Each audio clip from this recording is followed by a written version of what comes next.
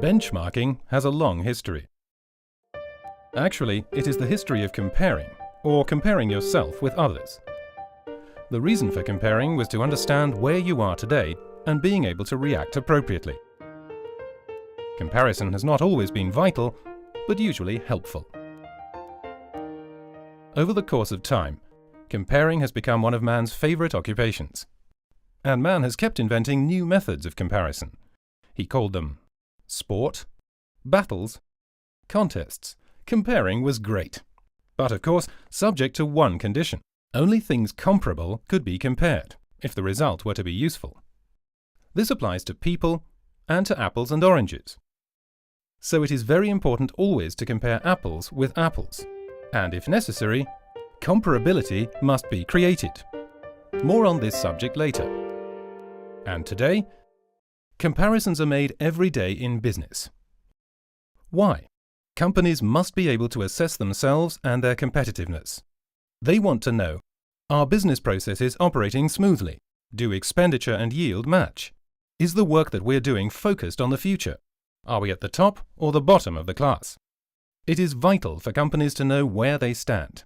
This requires equivalent values from competitors who are comparable. When this is done properly, it is called benchmarking. How does benchmarking work? Benchmarking means learning from the best. To find out how good one's own performance is, information on comparable companies is evaluated. Comparisons are made against certain areas or processes only, not the whole company. In IT benchmarking, we compare the costs and efficiency of information technology in companies which have similar requirements and complexity. Why? As a production factor, IT is one of the crucial elements in the success or failure of a company. Naturally, not always to the same degree. If the company were a racing boat and IT the engine would always have to be state-of-the-art, large and powerful. In a sailing yacht, the IT engine would be of relatively minor importance, as it would only be used for docking maneuvers. So, the more a company depends on IT, the greater its influence on success, and the more investment that is made in IT and its adjoining areas, and the greater the potential to optimize costs and performance, the greater the risk of forfeiting market relevance through IT areas that are less than optimum. So it is good to know that this can be prevented by IT benchmarking by maturity. How? Our IT benchmarking 2.0 creates clarity and transparency for costs incurred and performance. 1. We analyze a company's internal IT and compare values with a peer group. We make sure that complexity, volume, and quality of IT work are as similar as possible within the peer group.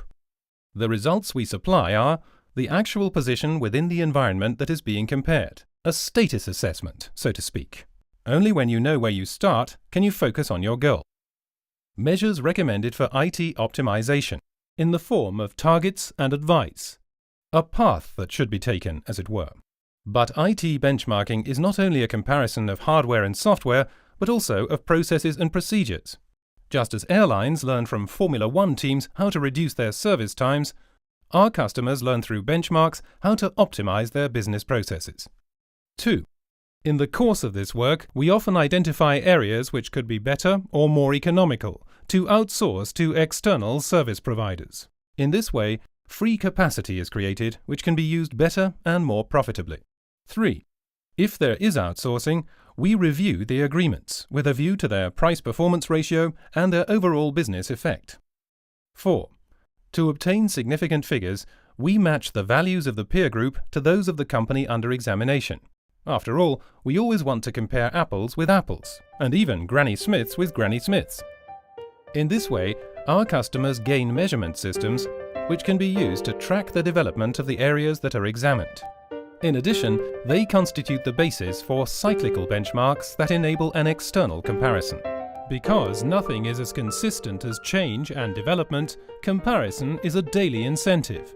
For us too.